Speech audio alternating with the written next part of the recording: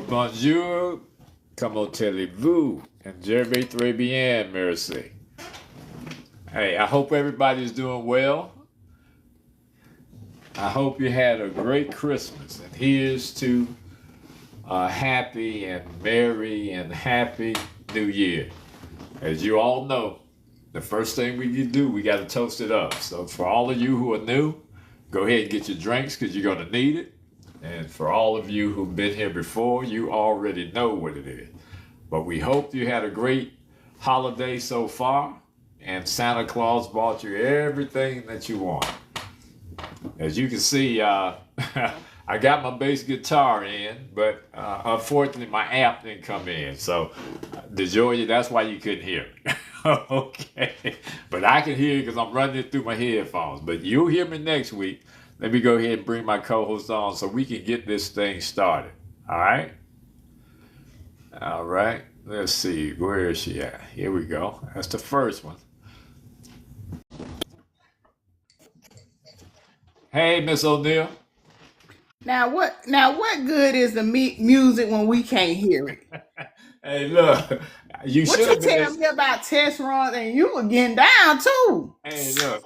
I could hear it because it was going through my headphones. Unfortunately, my amplifier didn't come in. I thought they would be at the same time, but Mhm. and then I had to get kicked out of my studio because my daughter had to work. So you know how that goes. You just got to Oh, adjust fire. You know what I mean? look, here I go. Hey, we can't hear. Hey.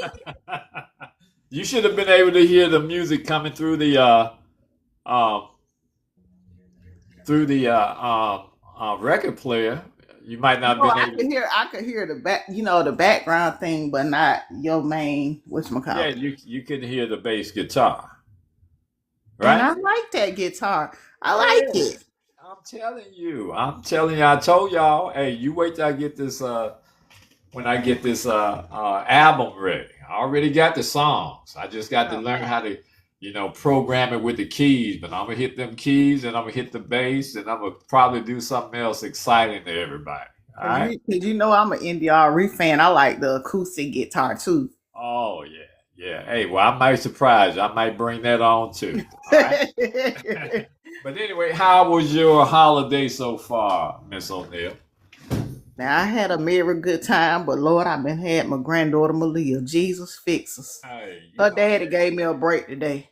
Okay. Well, that's hey. When you grandma, what they Mhm. call what's the modern name for? They don't call them grandmas anymore. I don't care what name you call it. I ain't ready. I ain't that kind of grandma. Mm-mm. Oh, okay. I feel you. I feel you. No, no. I talked to Keith earlier today. He said that everything's going well with him and his father. All of you who don't know, our other co-host, his father just passed recently. So our prayers are out to him. But anyway, we're going to keep it moving and hopefully he'll join us when we can. Now, listen, if you all missed last week, man, I'm telling you, you all missed a doozy. I got so many comments and discussions in my inbox. And let me tell you what we talked about. How do you know when you're ready to leave a relationship? Now Give me we do. 1 second, okay? Let me cut my camera off for me. I gotta move Kobe out the way. Give me Oh, 1 second. all right. But I'm yeah, listening. we talked about how do you know when you're ready to leave a relationship, and we talked about the fact how difficult it is for some people, and some of the reasons that it's difficult to leave. We all have our different circumstances, and we have to stay in a lot of different cases. But uh, I think if you check it out, it's on my Facebook page. You'll find that there's some very, very good information that you could possibly use in the future. And we never want anybody to be in a better situation. The reason we do a bad situation. The reason we do these lives is to give information so that people can elevate themselves and get in a different position in their life. A lot of times, the people that we're attached to, we've grown comfortable. So when we get comfortable with people, it's hard to change, and we acknowledge that and we understand it. But for the most part, if you're in a bad relationship, whether or not it's platonic or even with certain family members or whatever the case may be, for your own well being and for your own elevation, you have to find a way to put yourself in a better position. And I'm not going to beat a dead horse, but I'm telling you, it was so much information that we shared, and it was good, wholesome information. All right. Listen, I'm trying to read your comments and whatnot, but we used to do this live over at in Facebook, so I don't have all the bells and whistles and know how to make it work seamlessly as we did over in Facebook. But we're going to get there. And we wanted to continue the live. We were going to wait till the beginning of the year, but I kind of did a survey with all our followers, friends, and family, and they said, "Nah, keep it going. It's inspirational. I look forward to it. It's the highlight of my evening." So, of course, that's all I need to hear. All right. Now, tonight's discussion, we're going to talk about conducting business with your own race versus other ethnicities. Now that's gonna be very interesting because of course we all want to do business with our own people, and we have a common goal when we do that, and that's to empower ourselves, empower our communities, and make sure that we keep what they say, keep it all in the family. Because when you start taking your dollars outside of your community, you're empowering other businesses other than the people that you live with, go to church with, fellowship with, party with. So it's always the best solution to try to do it that way. But listen, I'm a realist, and I know you all are too. We know it's difficult sometimes dealing with our own people. So we want to discuss, is there really a big difference and which is better? It may just be a figment of our imagination because we're in that environment. I tend to believe not, but we may discover that tonight after we finish this discussion. All right? In most cases,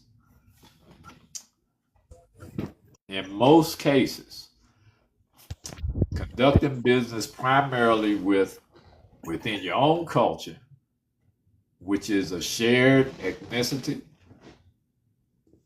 nationality, religion, language, or community, or whatever norms, it can be very powerful. That goes without saying. When you conduct business within your own communities, it can be very empowering. But it also comes with some real trade-offs. And those are the kind of things that we want to discuss. What are those trade-offs? Is it really worth it? Or should we just stick to our own and try to just fight it out and hope for a better day and hope that we can get some better understanding? Or should we just do like everybody else? Go where the dollars have the most value. We're going to discuss it and see. All right. There's some built-in trust and familiarity when we deal with our own race. And the reason is because we have shared experiences. So we can empathize a little bit more. We can empathize. We have those shared values, customs, communication styles, and all of that reduces any misunderstanding. Now, I know all of you are probably over 20, 25, 30. Our target group has always been mature individuals, in their 40s and above. So if you're in that particular category, I know you all can remember in your communities where you had your own corner store, you had your bank that was not too far from the community, and of course, we had our own church. All of those things were conveniently located within the community. So what happened? What happened? You remember? Now, I know I'm not the only one. I remember we. Go ahead. Yeah, I mean, like for me, because when I started realizing that, now we had the little Japanese man or whatever, they had the little store up the street, but we basically went to Candler Road for things, which is a known um area that we like in Atlanta. Back in the day, you had Candler Road, Glenwood, and stuff like that. But I just find when you and I'm trying to put this as nice as I can, but within our own communities, within our own communities, within the stores, we tend to don't keep them clean. We let them run down. We let, you know, Oh, you a think lot of different, huh? that's been your experience? I mean, I'm saying personally, like in the neighborhood that I'm in, that I live in, that I grew up in, like now I noticed it started to change, when I was around 15 or 16, where before, because I grew up over there. So we moved over there in 78.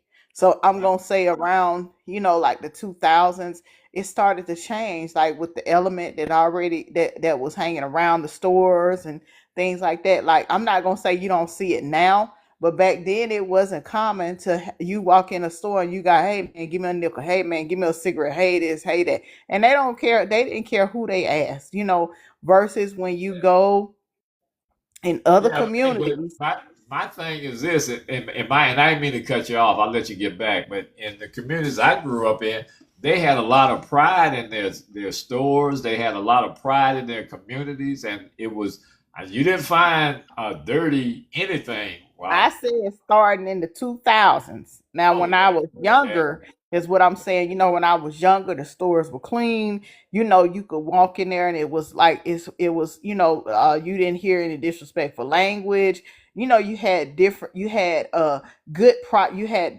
good products. You had nice products and things like that. Now, and I'm only saying that to give a comparison. You go in Big Bear, Food Depot, sometimes not so much as Big Bear, but you go in stores like Food Depot and stuff like that. I even went in a Walmart one time and the expiration date on the meat was a month past and it was still in the cooler. You go in a Food Depot right now, you liable to find, and it don't even smell right.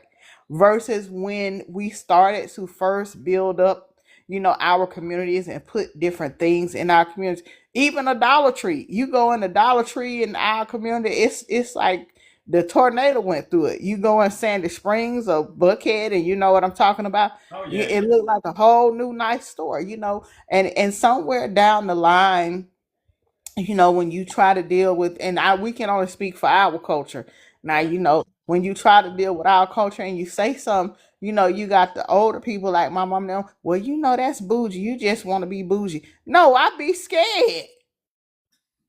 I mean, literally, because the environment, is totally different, and that might be a little far fetched, but the environment, the feel, the customer service that you get, Yeah. Well, because in that's a a lot. whole different ball game.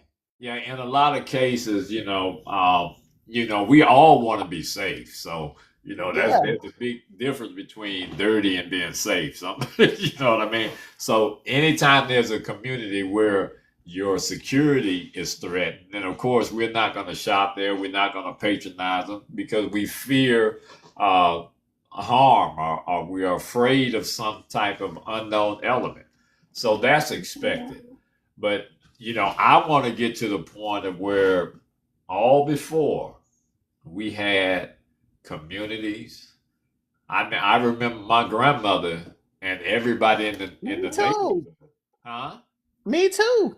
Yeah, they could go to the store. They could even get stuff on credit. It wasn't, everybody knew when everybody's payday was because they worked basically at the same places. Yeah, but So now people don't take pride in that. People think people, and I just got through talking. I think you and I was talking about this. Now people feel entitled to things. They don't oh feel like they have to earn it. You feel like just because you put this store up in this community, we supposed to buy. Well, okay, so you got a dress in there, it's nice, whatever. The dress 585.95 billion, $8.2. Yeah. Who why wouldn't you make things affordable for those in affordable but nice? Same as we talk about, and y'all, a lot of people gonna get mad at me. That was the main thing behind Michael Jordan. You wanted people to buy into your brand. And because a lot of people try to compare, and I'm just saying this because I'm familiar with this, but a lot of people try to compare Shaq to Jordan. Guess what? There is no comparison because Shaq realized he needed shoes that his community would be able to afford, and not just his, just the middle class Americans, excuse me, would be able to afford. They were nice. They might have not been all that like Nike. The only difference was the name. Where Jordan, he really didn't care. It was about his brand, his this and his that. He listened to everybody else, not Shaq. So sometimes we tend to, in our communities, we tend to listen to the loud whispers instead of the little whispers. Well, If you a lot of it has to do with peer pressure too now, because if you really think about it, the reason that for example, take your children. Your children, if they go to school and they they don't want them have, Jordan. huh? They want the Jordan. I know they want the Yeah, yeah. Jordans. They want But the it's this. not Yeah. a matter of fact that they want them just because they want them. They want them because if they go to school, everybody else is going to have 'em. So it's association Right. with that kind of propels people into like, hey, I got to spend the extra money, Now, and Jordan is a quality brand, so I can't take that from No, them. I'm not saying that. I'm not. It might be quality to a degree. Yeah, we gonna talk about that. But we have to look at all aspect, the quality, affordability, and all of that stuff. You can't expect, um, you know, you can't expect people to buy into that, and it's not affordable. But people do. I'm not saying they don't. I'm just giving an example because they do. They'll go broke to have all them Jordans or whatever. I know my son one of them got about 89 billion, 32, 85 pairs. I But agree. I'm just saying, like, come on now. Yeah, but if you really look at it, what other brands? I mean, even I'm one of those conservative shoppers now, but I remember back when I wanted the Converse All Stars. I think PF Oh, we Flight all done was went the through brand, it. huh? We all done went through it. But Yeah.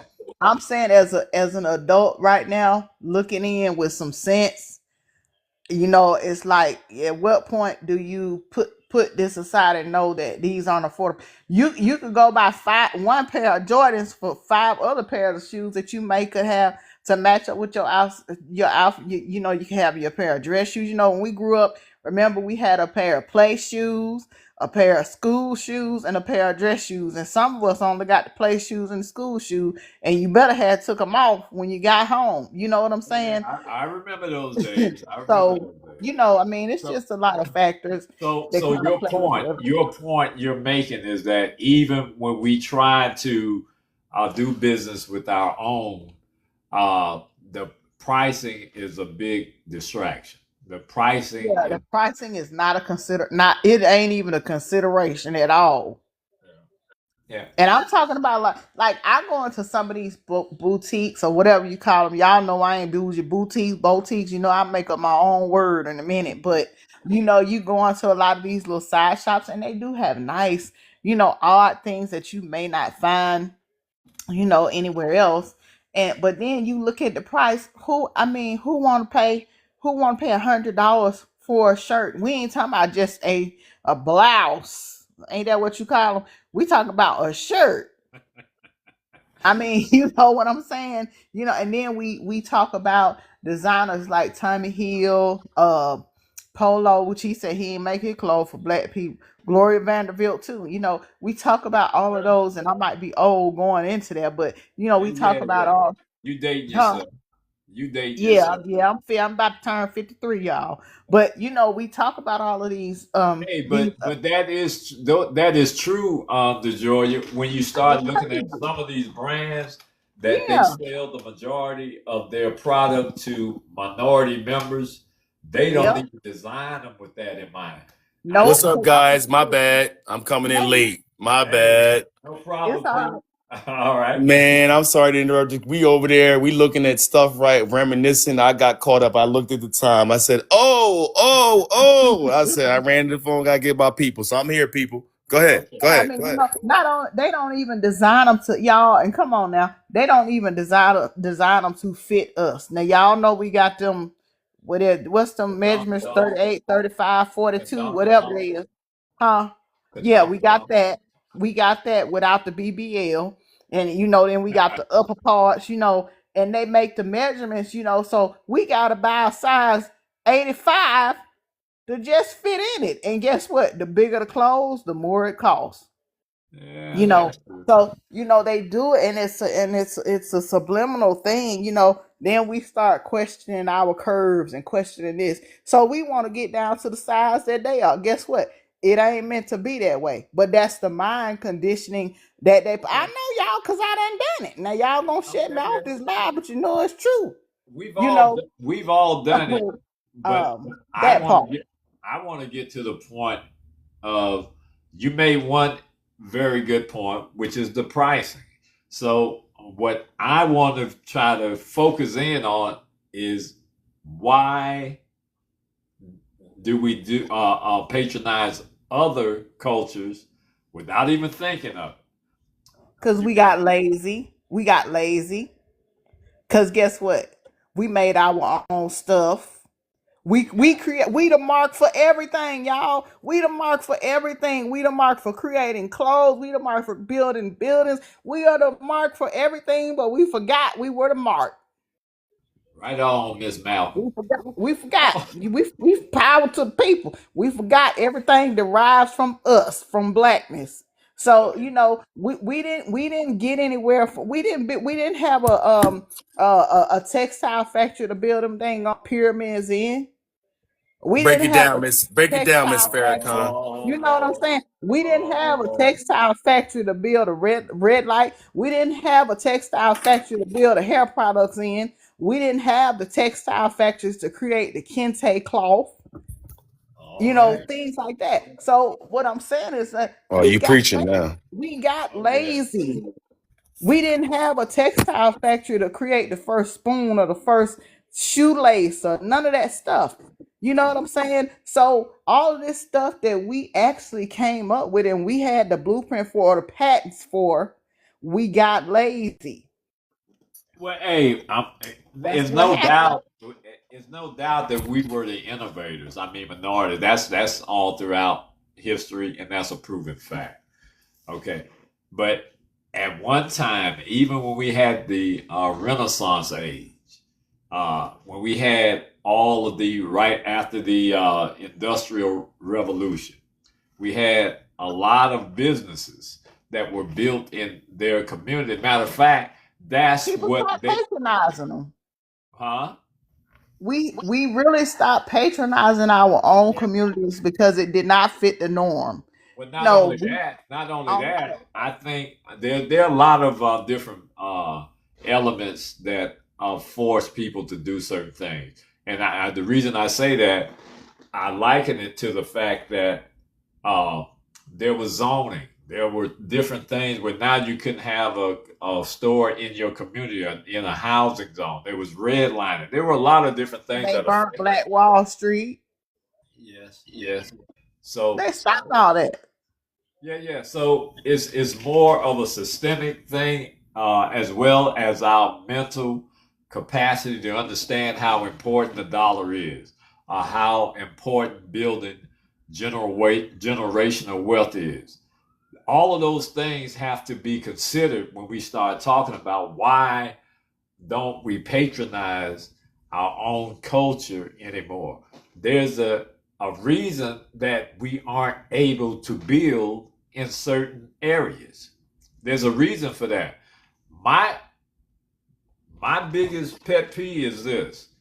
Even with the zoning, even with the redlining, even with the unfair treatment of people, minority members or marginalized people, in the banking system, we still allow other cultures to build in our communities. You got the Chinese place, you got the liquor store, you got all of these, you got the fish, you got all of those things, check cashing, all of those things. Y'all, I'm gonna tell y'all something. I was done, y'all, when I had realized that them people is cooking soul food, and What? you think we cooking it. Like when you talk about the different communities, the different cultures that put in Whoa, our whoa, in our whoa, whoa! community. Wait a minute! Wait, Right, what you? Them right. people who's cooking soul food. Who you? Yeah. And it was good too, y'all. I was up there eating after I realized that.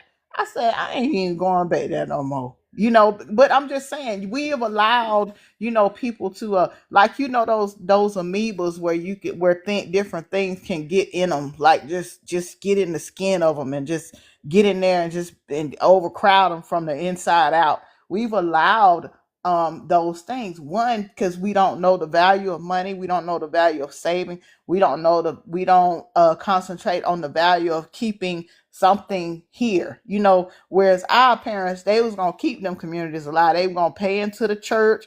They was gonna pay into and then I ain't just talking about tithing. If we needed to fix something, you got out there on Saturdays and you cleaned them church grounds. You got out there, you know what I'm saying? So we have, for whatever reason, left the old way and moved into what's new, and we've lost Well, that's the the things reason that are, for the yeah, discussion. We want yeah. to know why. We want to know why. That's the most important thing. Now, I've got some reasons based on my research and experiences and all that, and we all got an opinion, but we want to know why. Because we In want most, something without work. A lot of people want stuff without work. We don't want to work to get stuff. We don't want to work to keep stuff. Again, I feel like a lot of things that happen or that we're missing, especially in terms of culture or in our communities, are because we fail to realize you got to work to keep them in there. You got to stay smart enough to fight to keep your communities. You got to stay smart enough. Stop buying all the damn hair weave. Stop buying all this other, you know what I'm saying? I mean, women want to All look that, good. I mean, where all they that. gonna get it from? Well, straighten your own hair. I done learned that. Straighten your You own got hair. to Come up have with your hair to own hair. straighten. I'm just saying. CJ Walker made it so we do so. What happened to the herbs and the hair grease? Y'all know that hair grease y'all grandma used to put on it and burn your ear and be like, well, you wasn't being still. Hell no, you just missed it. I'm just saying we just have shied away from what was family, what kept us grounded, what kept food on the table, including like all these grocery stores and things we go to buy. We used to grow our own stuff a lot. How many grandparents had a garden out in the backyard or Oh yeah, kept something you got that in right. your window, the spices and all that stuff, a thing. Y'all know them dang on mason jars. Once you use whatever was in, not the mason jar, the jelly jar. I know so many times my grandmama had about 39 million jelly jars up there where she done planted stuff, and then as soon as it get a root, she'll say, "Boop, you see the little root right there? It's time to put this in a pot." What happened to that? Oh You yeah. know what I'm saying? All right. Well, So I think all these things jokes. are missing. Now being a little serious, Keith. Why do you think that we kind of moved away from that? I know we got the generic answers. Why did we move away from it? I'll say Yeah. it very simple. Yeah. Willie Lynch, what he did is still Oh, alive today. oh It's Lord. very simple for me. I don't need to be part of the whole conversation. I already know it. Me and you talked earlier. Right. We on the same wavelength. We talked yesterday. We talk all the time, people. Me and Mr. G and DeJoya.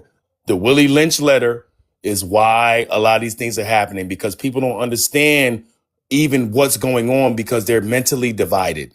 And we're mentally divided generations later because of what Willie Lynch said. What did he say? He said, put light against the dark, put house against the field, put the right, et cetera, et cetera, et cetera. So that mentality, even though people think we're not still in slavery, there's still mental shackles in the culture that is perpetuated through generations. And the reason that me, DeJoya, and Greg are here is because we learned on our own we're not going to perpetuate the cycle, and we're not going to perpetuate the propaganda and the misconception that people have. And Mr. G, you said this a long time ago, and I'm giving it to you. You always told me this story. You said, if you don't know that your family had a mansion and it was taken from you, you ain't gonna fight for it because you don't even know it's yours. But when you know it's yours, you like, hold on, this was my family had this. Now I'm gonna get this back. And this is how they do us, Mr. G. But go ahead. And they bank on you keeping that poor man's mentality. He just said what I said in a better way. He just put it more eloquently. But they bank on you keeping that poor man's mentality. I had to get on my son today. I'm like, look, don't say another thing to me about what you don't have. You broke, you this, you that. Because guess what? If you want to Thank do you. it, you gonna make a way to do it. Like, don't get away from me with that, because that whole attitude is spilled over into everything that we are. Exactly, DeJoya. So Get away from me with that attitude yeah, because I'm now like, go you're home. disillusioned right now. You don't meaning not you, but the people. They don't understand what we understand. Right, right. And like back when we had, and I'm just bringing this up for an example, when we had COVID and we had the Black Lives Matter thing, and everybody jumped on the bandwagon. We were making t-shirts, we were making things that, really bought our community out, right? And then what happened? It died.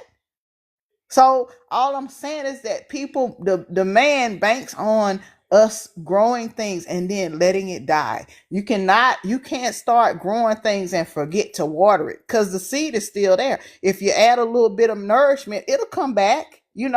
And that's what I had to tell my son. Like, you know what? Get away, be gone, Satan, out of this garden with that. Because you know what, if you keep thinking like that, not only are you gonna be broke or you gonna be down there, I am too. Because you letting that spill over on me and I don't even know it.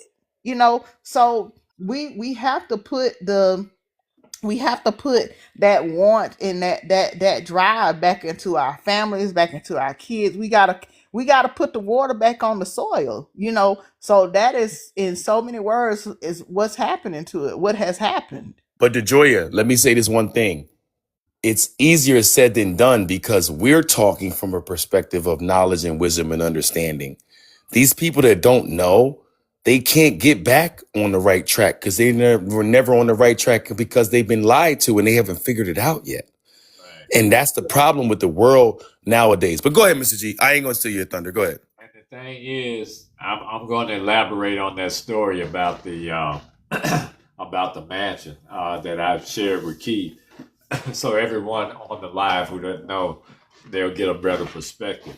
It's very simple. It means that you have to change your way of thinking, and you remove shackles with knowledge and information. Masonically, we teach about light and understanding, knowing who you are, really understanding how powerful you are without those shackles. So the story was very simple. If you worked at McDonald's and making minimum wage and you walk past that mansion every single day without the knowledge, you will admire that mansion.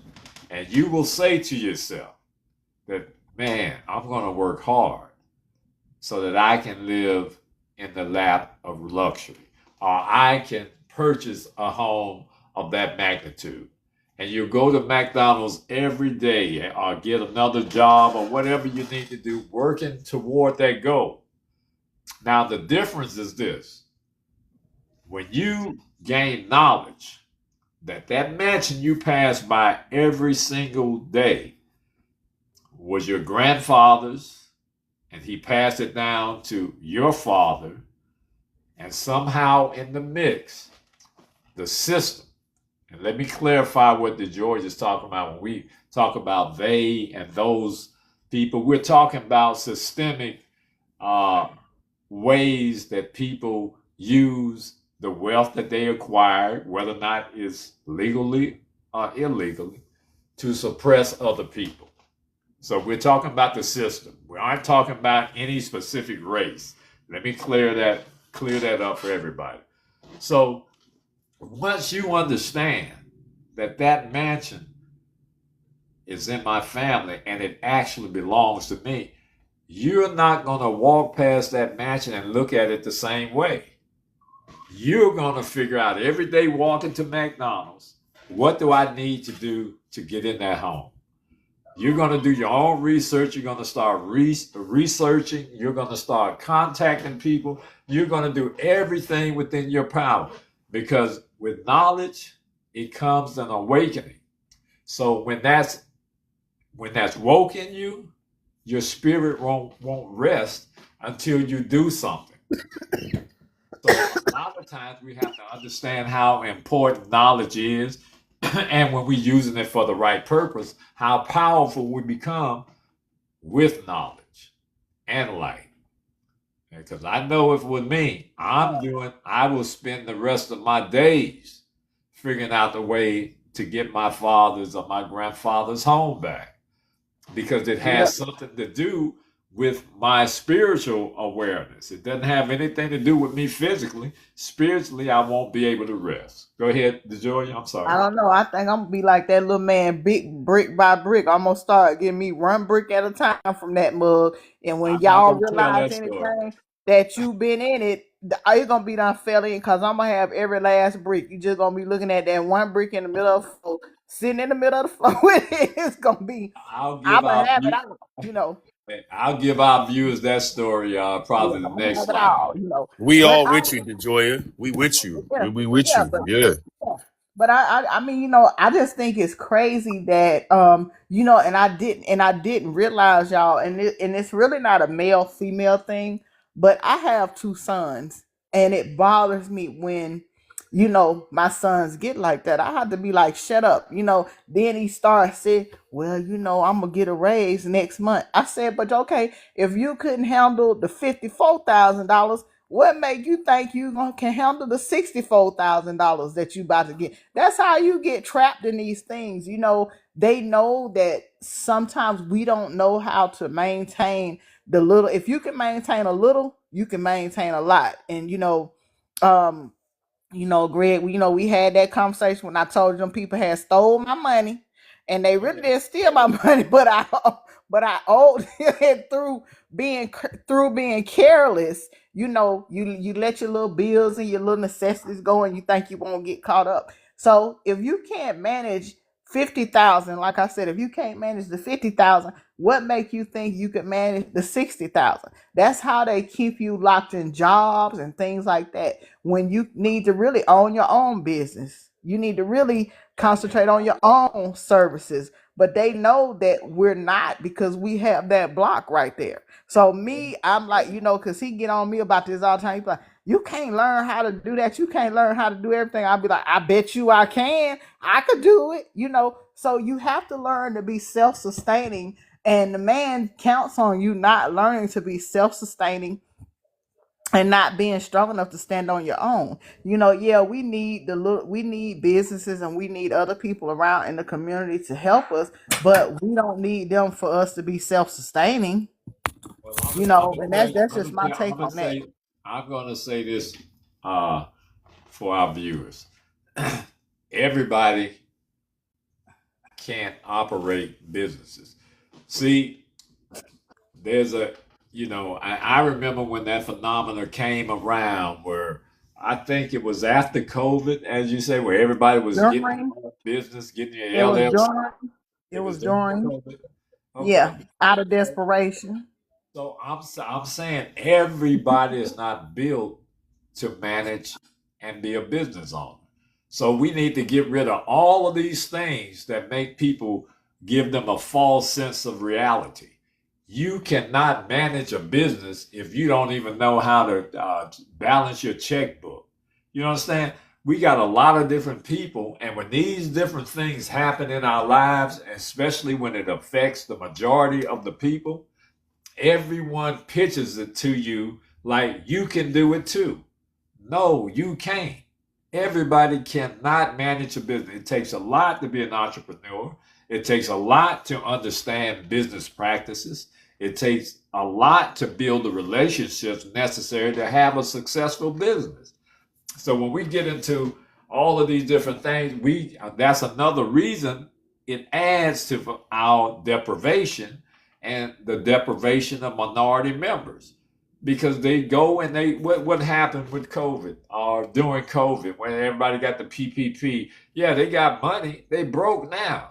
It's different if you get the money, you understand business, you got good business sense, and you can make it grow. Just to get money to pay your bills, that would never make you wealthy or put you in a position better than you are now. And that's what most people do. I had this discussion with my daughter the other day about exemptions. And the thing is, we've been so conditioned that we will say, man, I can't wait for my tax refund. So all during the year, you allow the system, I don't care if it's $50 or $100 or whatever it is, we allow the system to use that money. And we look for a $2,000, $3,000, $4,000 check at the end of the year. You would be able, if you have a business mind, you would be able to do more if you use your money during the year and don't look for a big refund. But that's a whole different story. Now, in most cases, relationships often start with baseline trust instead of skepticism. So when we're talking about businesses and whether or not it's better to do it with other cultures or ethnicities versus our own culture, it has to start with trust instead of skepticism. Someone told me recently, they said, yeah, man, minority people know how to hustle. They know how to get it from the mud. And I said, yeah, they know how to hustle, but they don't know how to do business. When you're hustling, right, the goal is often short term. When you hustle, your earnings are used to re-up or to get more product. Unless you like Bumpy Johnson and Frank Lucas and those, but that's 1% of the 1%. Not many reach that level of success. And I'm not condoning doing anything illegal. I'm just using them as example because they are familiar to most people. So learn to do business. If you start hustling, then you can feel a little bit better about doing business within your culture. Mr. G, can I say this, please? Can I just say this? For a lot of the people on the live, some of y'all don't understand what Mr. G means hustling. Hustling is a state of mind.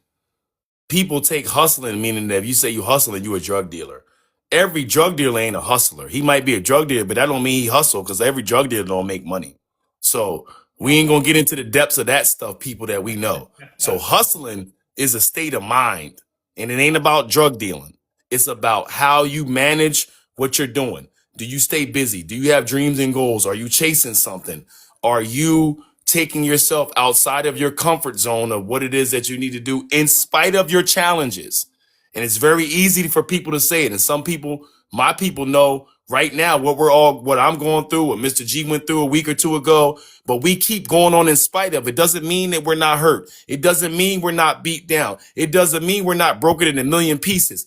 But the mission is more important than how we feel. And when we know we have people that are relying on us to implement the mission that we set out to plan, you can't fail. It doesn't matter how you feel. It doesn't matter if you're done. And that's what the supreme architect looks at when he's going to deliver his blessings to people. He's looking at who can't be broken. And can't be broken doesn't mean you're not broken emotionally, but who's going to realize that it's not about feelings and it's about facts and logic with the supreme architect. And that's what he honors. Go ahead, Mr. G. Oh man, you preaching now. Let's talk. I'm going through it right now, Mr. G. I'm analyzing all this stuff, man. Yeah. Listen, when you start talking about emotions, no one cares about how you feel emotionally when it comes to business and creating wealth. You don't make, most of us make impulse decisions. And those impulsive decisions are based on what? Our emotions. We don't have to use logic to make an impulse decision. We just do it based on how we feel. And that's why we all, or the majority of people, stay broke. They stay broke. I touched $1 million when I was 16 years old. That doesn't make me special, but that makes me have an understanding and awareness of what money really represented and how you're supposed to use it. My pet peeve is that, hey, whatever you do, make sure you have goodness and God in front of you, whatever you do. And that way you would never have to worry about going broke. Of course, you're going to have downfalls. You're going to have disappointment in people, in things, in systems, because everything is not going to work for you. All right? But understand, get away from making emotional decisions. That's why you have sellouts during Black Friday. That's why when someone says, okay, I got a sale down the street, big screen TVs for $299, and the real retail price is $300. But if I advertise it, the $299 seems like it's a long way from $300 in your mind. So that's a marketing strategy that's used all the time. We do things and don't even understand how it affects us, how it forces us to make a decision. And remember, the definition of salesmanship is the presentation of a product or service to motivate a favorable buying decision. That's why advertisement and promotion is very important. First of all, it gives you the knowledge that it exists. And number two, is packaged in such a way that it looks so attractive that you can't turn away from it. You can't deny it. So let's keep that in mind. Now, negotiations are somewhat similar because there is a shared understanding. We're talking about when you do business in your community and within your own culture. Negotiations are somewhat similar because there's a shared understanding of economic position and experiences. So if I empathize with you when you come to the store and you come to me, hey, Mr. G, I'm the corner store owner. You live in the community. You don't get paid the next week and you need a loaf of bread. I can empathize with you and I'm more than likely going to be convinced to give it to you on credit. That's how it used to function. And we all knew, my Aunt Georgia, she ran a beauty shop. And there were plenty of times that women didn't have the funds to get their hair done prior to that Sunday. Y'all know you had to go to church, you had to get your hair done. You couldn't go to church if you didn't have your hair done. So they were in the community. So they had that small degree of trust. There was no skepticism. Now, when you go outside of your community, you don't have that luxury anymore. And particularly now with business, you're so far removed from the source where we're ordering off Amazon, we're ordering off eBay, we're ordering online. And that's it's not any personal it's no personal touch added to business these days. I mean, oh no, they none don't at care all. anything about you. That's why the sooner you get away from your emotions, the more successful you're going to be in life. I can't express that enough for people. You can't think with your emotions. If you think with your emotions, you'll be fighting every day. If you think with your emotions and you use that as the basis for all your decisions, you're going to be one miserable individual. Because you can go outside and it's raining, and emotionally you're going to be attached to the sunshine. So you're going to be mad because it's raining. It's getting your hair wet. It's getting your clothes wet. You got to stand outside. All of those different things. Those negative events that take place, which we have no control over. And that's what happens every time you step out the door. You can't control what may or may not happen. So if you use logic in your thinking, when we talk about these businesses, then the community can prosper because everyone has the same understanding. All right? Now, back in the day, like I said, if a corner store was in the community, it was easy to establish credit. It was easy because Mr. Grooms, he fixed your car. So if you worked at the ice house, he give you, you can give him whatever that product was, and he'd fix your car or you'd trade off. It was called bartering. That's what it was before we adopted the system of England. The monetary currency that we used came from England. We had a bartering system where services and goods was money, or the equivalent thereof. You had a cow, so you give somebody some milk. They had some chickens, so they gave you some eggs. So all of that has been dropped by the wayside. And the most important thing is, within your community, you know who was trustworthy.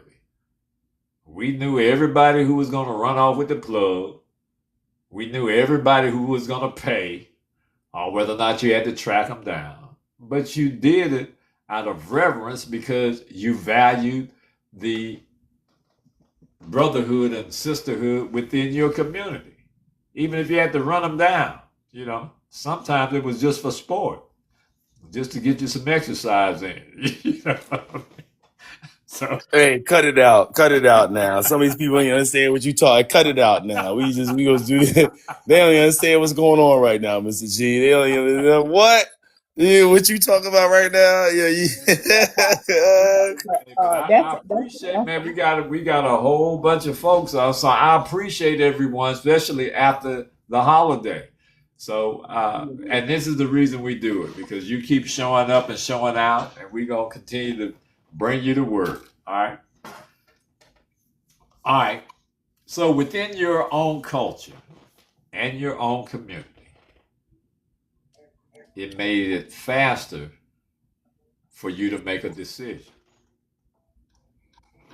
Now, what do I mean by that? It made it faster or quicker for you to make a decision when it comes to business, right? Less time was needed to explain expectations or norms. There were similar attitudes toward time, hierarchy, and authority. So in business, all of these things are necessary. They're components of business. They're components. Time is the most valuable thing in business and in life. The expectation has already been established. You knew old Johnny used to keep a pistol in his pocket. So if you didn't pay him his money, you might get shot. You can't say that. You got to say pew pew. I'm just saying that you knew what the expectations were, right? And little Pee Wee was real. Come real on, man. Don't talk about Pee Wee, man. Don't talk about Pee Wee, man. He was a little soft-spoken, and people had a tendency to take advantage of him. So we know what the expectations are. And remember, remember, not only back in the day, but even up until the early 1900s, things were done with a handshake. You could negotiate a deal simply by shaking someone's hand. So again, it ties back into trust. Stronger loyalty and long-term commitments was established. For example, if we had a relationship and you needed to borrow something from me, then I knew that we'd have a relationship for a long time. So I could count some dollars. If you lived in my community, I know when it's time for you to run out of that bread. So when you come back with the money you owe me, I'm going to loan it to you some more. Or if you have it all, most people used to double up and have the money and get whatever they needed. But that was the source of all our products and services that were ideally located within the community. So it begs the question, is it better or worse to conduct business within your own culture, within your own community? That's the burning question. And we ain't going to leave you hanging. We're going to tell you which one is best. All right? But I'll leave that for you to ponder and think about for a minute. Where you live now. Now, here's another dynamic. Before segregation or before integration, things were segregated. So it made it a lot simpler, right? Now with diversification, you have communities that are diverse. They're all different type of ethnicities that live within your community. So it might be a little difficult to single out everyone you do business with. But at a minimum, you can seek out the ones that look like you, particularly if they're good business people.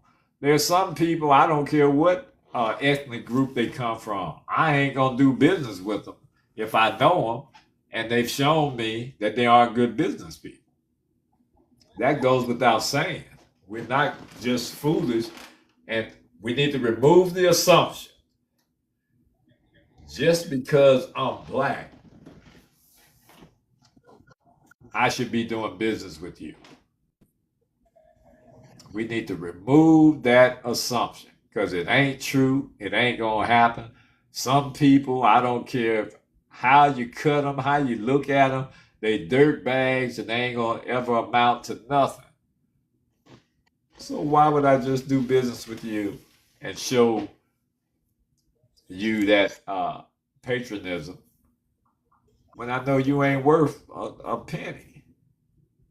So we need to get rid of that. I have to be singing Luther on them. Give me the reason.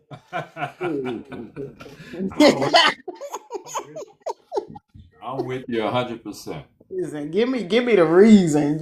But I mean, it's bad um that misconception is there.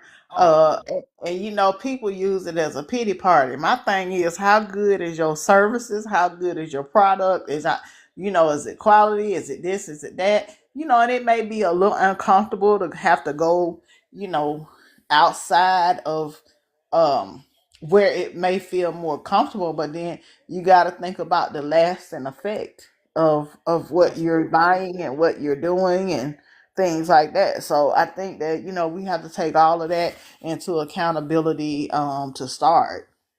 Yeah. I agree. I agree wholeheartedly. We have to consider a lot of different things, but cultural ties can increase patience. Yeah. It can increase patience during hard times.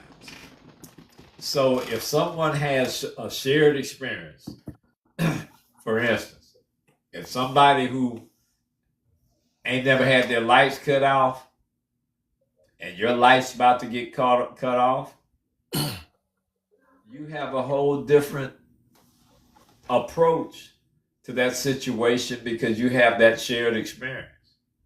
So when Right. they ask you for help, you're going to be more prone to do what you can to help them. If you haven't had it, that doesn't mean you won't help them. It just means that you don't have that experience, so you don't know what it feels like.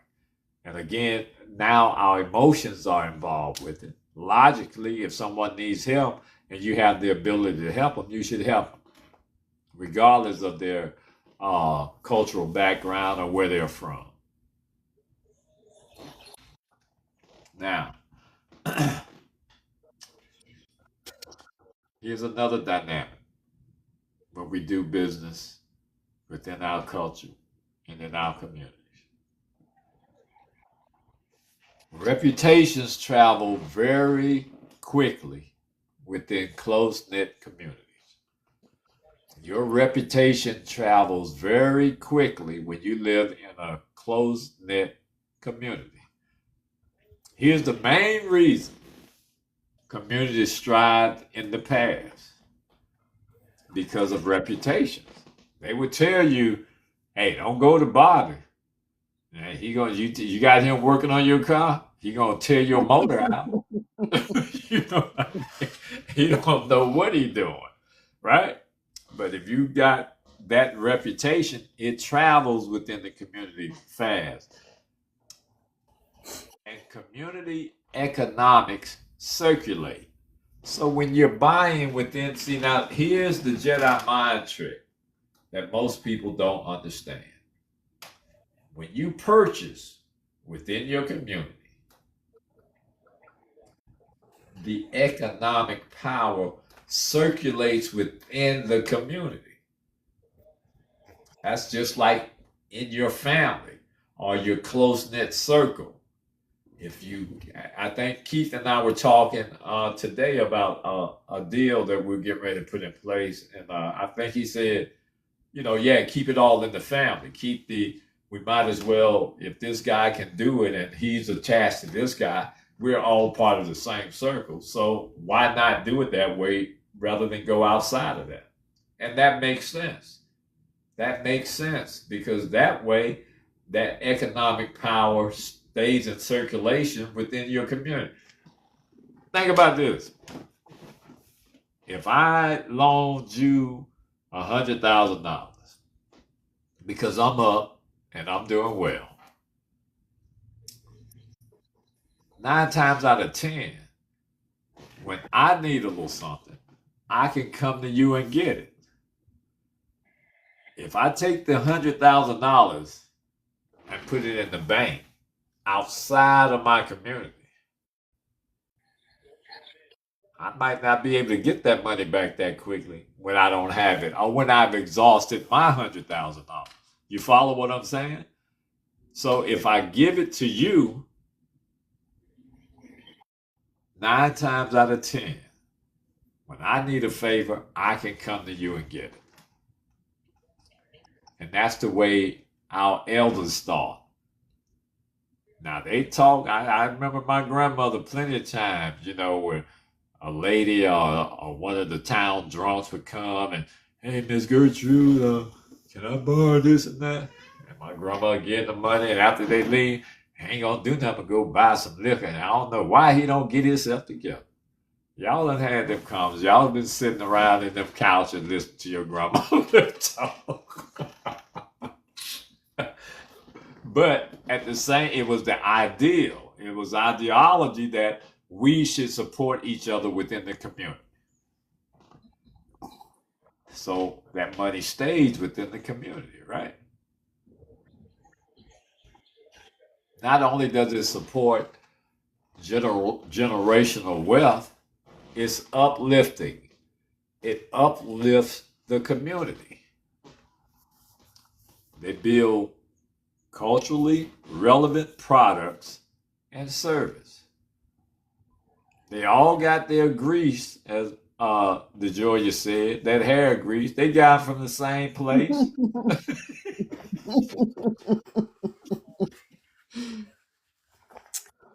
You can leave me alone, sir. Hey, and if they They got the didn't, point what I was saying. Look, they go in their kitchen and get some lard. I think that's what they used to use, right? Yep. Get some lard. Oh man, just like the movie on Netflix, they cloned Tyrone. You remember what happened when they put their grease in Yeah. their hair? They was at the places and all that. You know what I'm talking about. When they cloned Tyrone, that's crazy. People on the live. If you never watched that, go watch when they cloned Tyrone with Jamie Foxx. That's a Yeah. crazy movie, and it tells you everything you need to know. Yeah. Yeah. All those subliminal messages are All the there. subliminals. It tells you everything you need to know. Yes, sir. All right. But let's hone in on why we're here.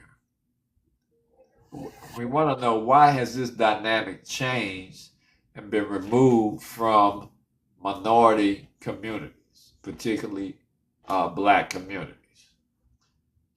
One of the most prevalent reasons is that those same communities have been destroyed.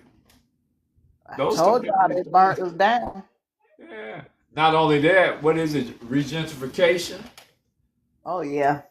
You go back and look at all those areas where all those old folks used to live. Man, they got nice malls, they got nice condos, high-rise condos. I mean, brilliant and beautiful landscaping, right? And the reason that was able to take place is because there was a lack of education and a lack of resources that was passed down from generation to generation.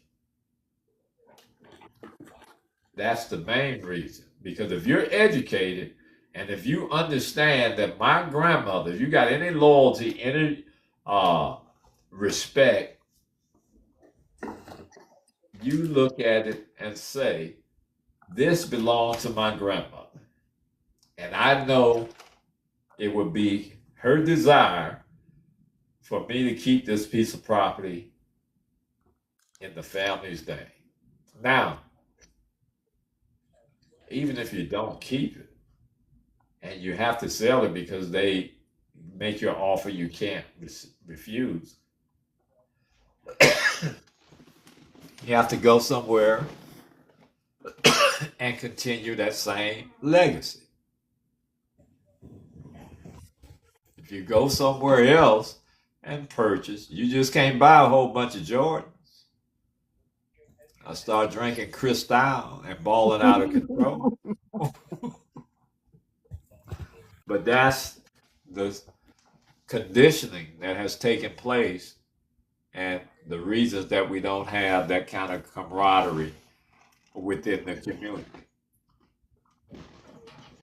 Those communities have been destroyed, bought out, and the people who actually tilled the land and had those homes there, they're no longer here, and the children fail to capitalize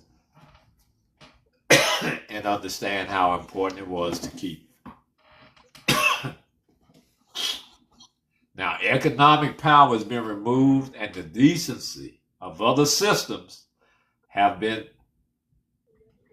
mandated. There are other systems that have created the dependency.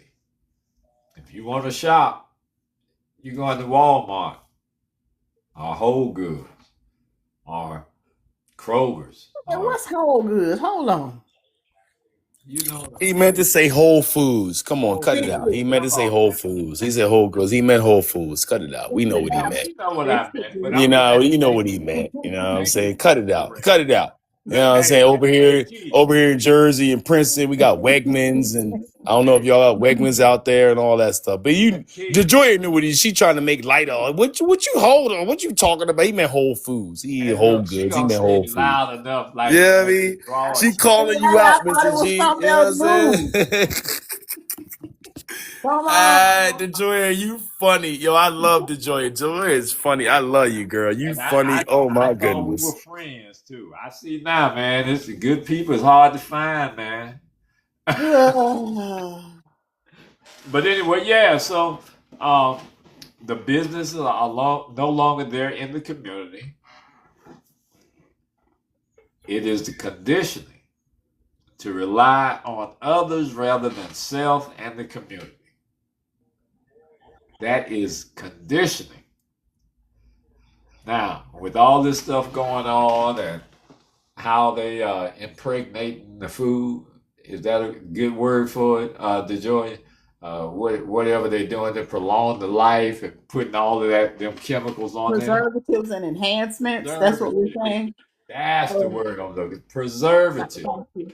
Now, when our grandparents, they grew it, they grew their own food, or they knew the farmer who had the corn, the peas, the anything that you want, and it was good, wholesome, and healthy. So now we have a dependency. If we want to eat, to go to visit those businesses. Now, there's a small number of people who have gotten wise and they grow their own food and they got the idea of when the balloon goes up, they're ready to live off the grid. That's what they think. So there's no way around certain things, in my opinion, but we can all do better as far as be more self-sustaining. Yeah. So we rely on others. That includes the availability of services, products, the location, because location is important. If you ain't got no car, you can't get no food no 20 miles away or 10 miles away, especially if they don't have public transportation.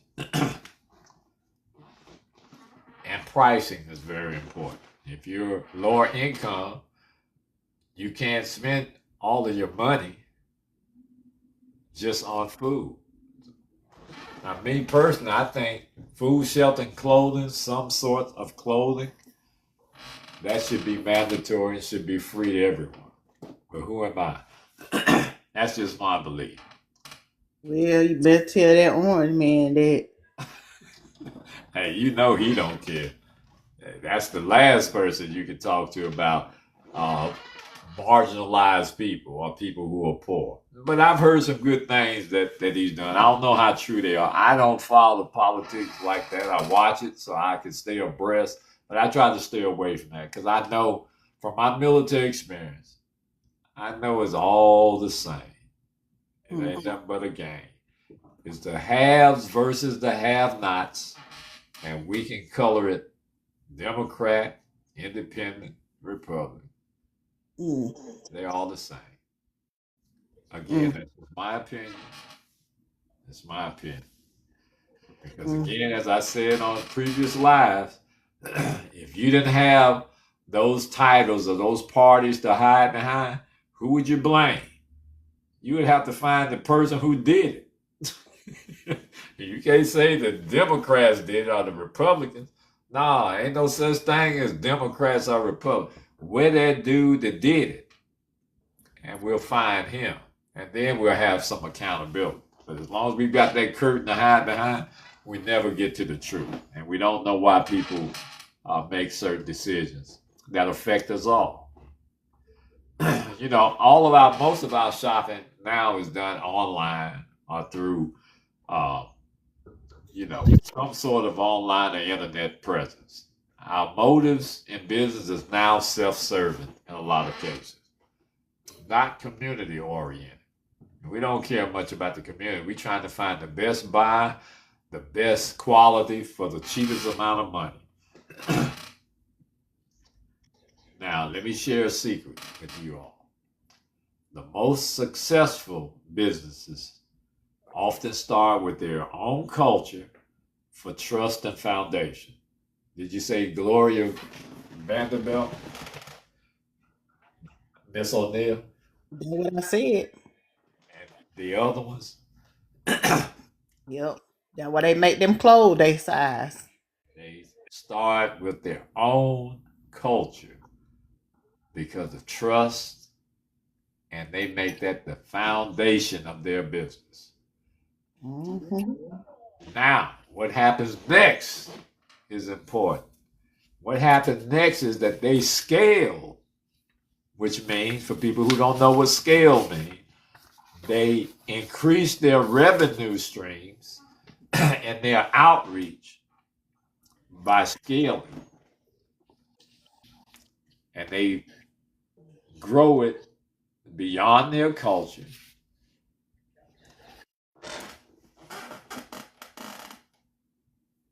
They grow it beyond their culture.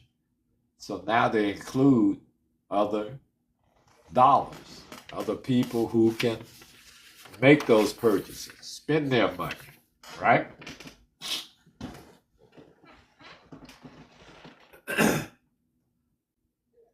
That's something that we don't understand. So the reasons that we don't have them anymore is because number one, they've been removed from the community.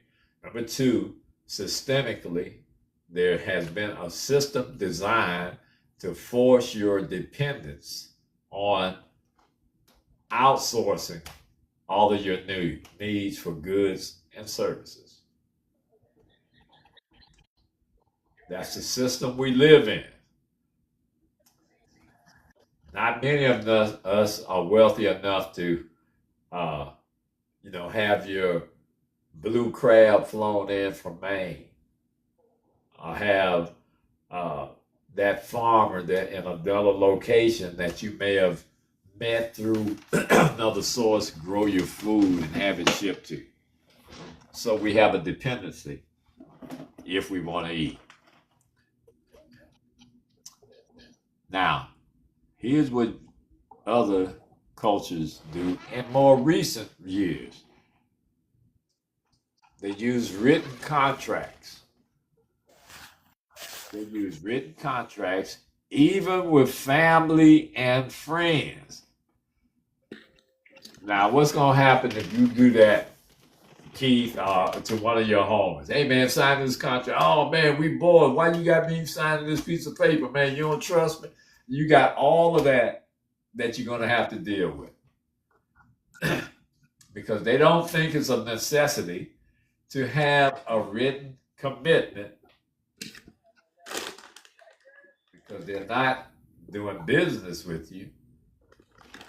It's more personal than business. Regardless of what it is you're giving or what you're selling. The other thing that they do, they ensure they separate personal relationships from governance and business. Personal relationships ain't got nothing to do with the business. And they make that clear and they put it up front. So there's no misunderstanding or misinterpretation of how we're going to have this relationship and how we're going to conduct it, because we're going to have the rules, we're going to have the timelines, we're going to have all that established. It has nothing to do with our personal relationship. Now, if you fail to honor that agreement, then we might have problems if you're not mature in our personal relationship. But if you're mature enough and you understand business, that's not going to affect your personal relationship. All right? Can I get an amen? Amen. Yeah, okay. Amen. Yes. You looking at me like, huh? Y'all, he don't see this him in real life. His little jokes go beyond. Y'all got to think about him later. He ain't right. They be over your head sometimes. All right. But they also bring in outside perspectives. So they don't only rely on themselves, they bring in outside entities or different individuals who are experts in their area or who they feel comfortable with, and they entertain whatever perspective they may have. It may have been something that they overlooked. We got to know it all. If we don't know it all, we can't do the business. We ain't gonna rely on nobody to, put too much leadership in our business. No, you work for me. Again, that's systemic, because you ain't used to having people work for you. So you get real excited when they call you the boss. Yeah, that makes you feel good, You doesn't know it? what? I tell my team, well, one of them, they're pretty user friendly and it's easy to, it's easier for them to understand concepts like this. Whereas the other one I work at, it's like a team from hell. But it makes things better when I can tell them, hey y'all, you know what? It's about the team because sometimes the real boss is the one that sit in the background. So I will tell them all day, hey y'all, and it is true. You know what, if we do this together, we can get through faster, we can be more productive, we can cover more ground, things like that. So it's easy to say, it's easier to work and where we're not so worn out if we work as a team. I am the boss by title and I'm the boss when I have to exert that, but I shouldn't have to tell you I'm the boss for you to know I'm the boss.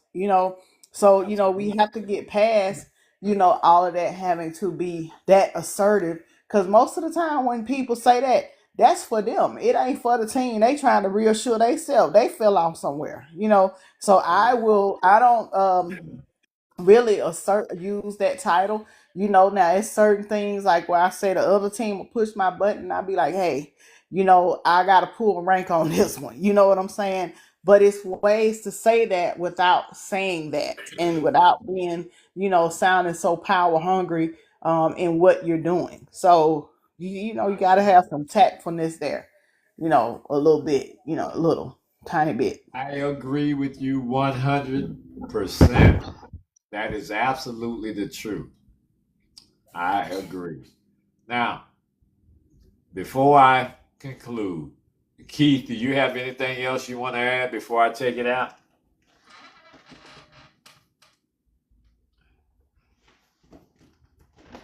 I guess not. What about you, Miss O'Neill? Nah, I think I done added enough. Okay. For one. All right. I think I done. I'm gonna go Well, let you have it, big man. all right. Well, it's been another good discussion, as we always have. And I'm telling you, there are reasons that we don't do business within our own culture. Some of it is justified, a lot of it has been put in place so you feel some sort of way, or you no longer have the trust. So, in conclusion, just remember this: culture is a strength, it is not a strategy by itself. Doing business within your own culture, it is a strength. It is not a strategy by itself.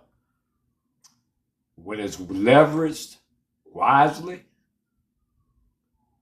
it accelerates trust and execution. So you can be very successful very quickly when you leverage doing business within your own culture. Why? Because you have so many shared experiences. You have so many things in common that you will understand about the individual within that culture. You can't get that kind of empathy from other cultures because they don't have the same shared experience. And I'm speaking in general. Of course, there are all kind of people in a diverse community that have the same sort of experiences. But we're talking about in general, the people who look like you, grew up in the same community you grew up in, they have a better understanding as to what makes you tick, how wealthy you are, and what your needs are. Conducting business within your own culture strengthens the community. It doesn't take away from, it strengthens your community and positions its members to become self-sustaining. When you do business within your own community, it strengthens that community and it enables the members of that community to become self-sustaining. It gives them the ability to create generational wealth.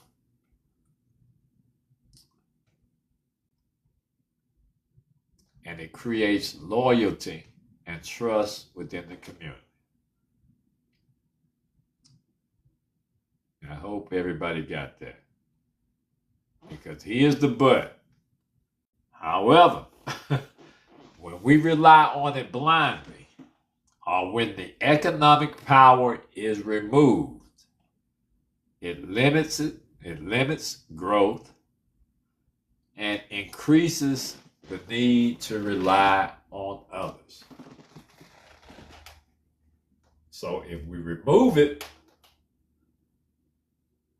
from the community, doing business within ourselves and any other culture, it limits the growth, and it forces you to rely on others.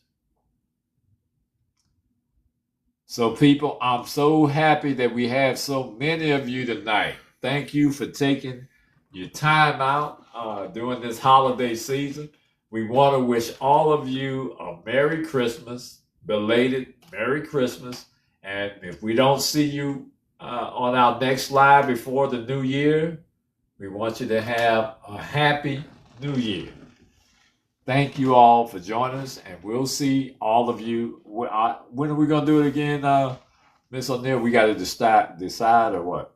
Keith? Gonna do it next the same time, Friday, Okay. because we got the new year and all that stuff. Okay. Yeah, we want to make sure you all have time to spend with your families, but we're going to keep bringing you the news. So anyway, y'all take care. Au revoir. Auf Wiedersehen, and we'll see y'all next time. Take care. Bye.